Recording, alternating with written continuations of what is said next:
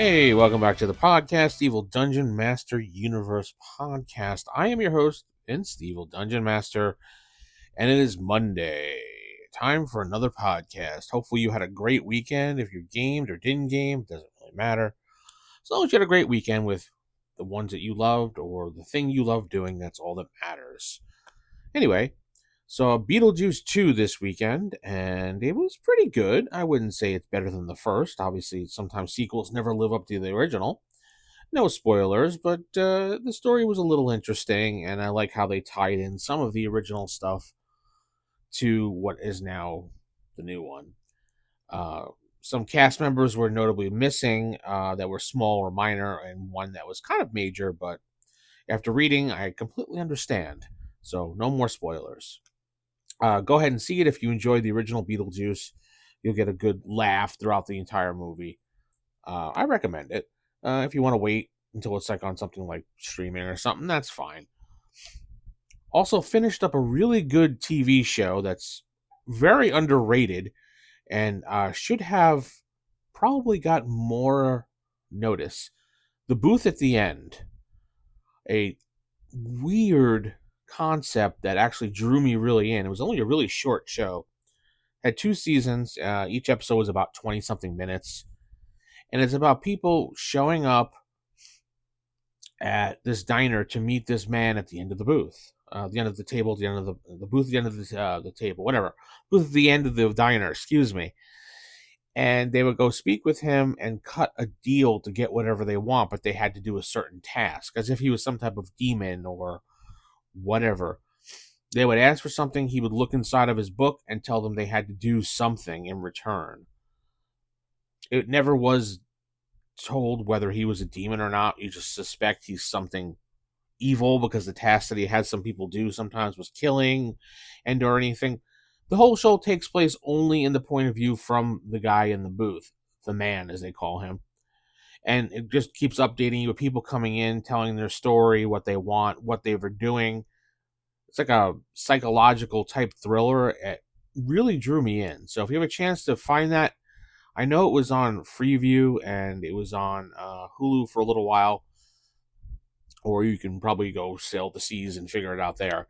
But I would definitely check it out. 2 seasons, about 6 episodes apiece. Very well done. Anyway, ask the DM at theevildm.com. Theevildm.com is our website where you can sign up for the newsletter. You can reach me on Twitter at theevildm. Speaking of Twitter, I'm trying to get rid of some of the backlog stuff I have so I can get onto different things. But people requested things, I'm going to send them out. Leroy D20 also put in another request for a monster, which we're going to flip to page 59 of the monster manual. And we're going to talk about the Lamia or Lamia, depending on how you want to pronounce it. It's Lamia as far as I can tell because it's a Greek word. And their appearances are rare. One appearing. Armor class is 3, movement 24, hit dice 9. 60% chance it's in its lair, which is a pretty decent amount. Special attack, see below, standard, blah, blah. High intelligence, which we definitely know is very useful. Chaotic evil, medium size. Lamias prefer to dwell in deserts, in ruined cities, caves, or the like. Their upper torso and arms and head resemble a human female, while their lower body is that of a beast. Lamias are very fast and powerful. They usually are armed with daggers. Lamia is able to use the following spells once per day: Charm Person, Mirror Image, Suggestion, and Illusion as a wand. These spells are typically used to lure persons to the Lamia and then hold them there for the creature to devour. Lamia's touch permanently drains 1 point of wisdom from a victim, and when the wisdom drops below 3, they willingly do whatever the Lamia tells them to do. Lamias first drain of their prey of blood and then feast upon the flesh. They can speak their alignment language in a common tongue. So that's a Lamia, but there are some ways that you could possibly use this creature and it'd be really interesting in a campaign setting. Like, they could be a guardian of this like false treasure. The players come across a seemingly magical artifact guarded by what appears to be a powerful mage. In truth, it's a Lamia using illusion spells to guard a cursed treasure. luring a party into a trap. Another one I thought about is, since they can kind of appear to be human and change their form, they could be in a small desert town and posing as a healer or a spiritual leader, and meanwhile just kind of milking the townsfolk for their wisdom little by little. And the players start to uncover the truth as they're in this town passing by, that people are slowly becoming a little bit weird, a little bit less smart in a sense about things, like common sense wise, because they have no wisdom. And they figure out that the spiritual leader is definitely a Lamia. So they have something to do. They have to destroy this Lamia to get him out of the town. I thought that'd be a great idea. So I came up because people seem to like my little DM stories. So I wrote up a little DM story for y'all. The heart of the desert is relentless, the sun beating down on the cracked earth as you trudge through the endless dunes. Ahead, you spot the faint outline of a structure, ruins, perhaps offering some shelter from the heated sun.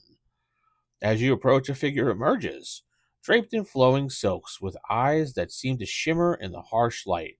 She smiles warmly and beckons you closer. "I've been waiting for you," she says, her voice soft and mellow and pleasing. "The desert can be unforgiving, but I know a safe path through it," she continues. Her words are comforting, but something feels off. You can't quite place it. Perhaps it's the way her eyes never blink, or how her shadow seems just a little too long. But exhaustion and thirst cloud your mind as you follow her deep into the tunnels. As the day wears on, your mind feels sluggish, your thoughts slow, and every decision seems harder to make. It's only when you stumble upon a pile of bones half buried in the sand that you realize the truth. The woman, now standing before you, grins, her form shifting. The lower half of her body transforms to that of a beast, clawed, powerful, ready to strike. Her once kind eyes now gleam with malevolence. "You should have trusted your instincts," she purrs. Her hands reach out to drain the last of your wisdom, leaving you defenseless against her. So that's a little story I came up with. Hopefully it sounded okay, because I put it through ChatGPT to sentence and grammar structure it. Hopefully it didn't change it. I have to compare, but usually they don't. So that's a Lamia, depending on how you want to pronounce it, or Lamia, excuse me. An interesting monster. I think it has some good ability to be a little mini type boss somewhere, guarding a treasure, or a way to lure people inside somewhere.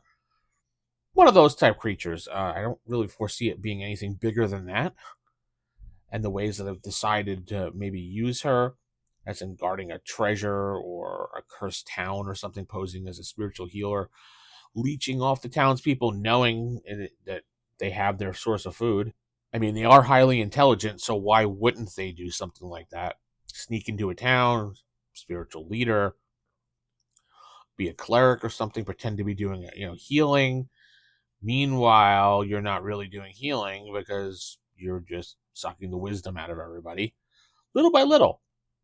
Keep yourself satiated with the wisdom of the pound, knowing that you'll have more quote unquote customers as the days go by, and you're intelligent enough to realize this. Yeah, I would definitely do that as if I was a Lamia or Lamia or Lamia, however you want to pronounce it. I don't know how it's pronounced. You can correct me in the comments, folks. I went to look it up as well, but as far as I know, it's a Greek word, and I was correct by Lamia, but I don't know if people actually pronounce the monster that way, because sometimes there's different ways to pronounce them. Anyway, tell me what you think in the comments about this little creature and how you'd use the creature. Don't forget to like the video and subscribe if you're on YouTube. And you can support me by going to buymeacoffee.com/evilDM or ko-fi.com/evilDM if you want to do that as well. I'm going to head out. Keep it original, keep it old school. Good night, and God bless.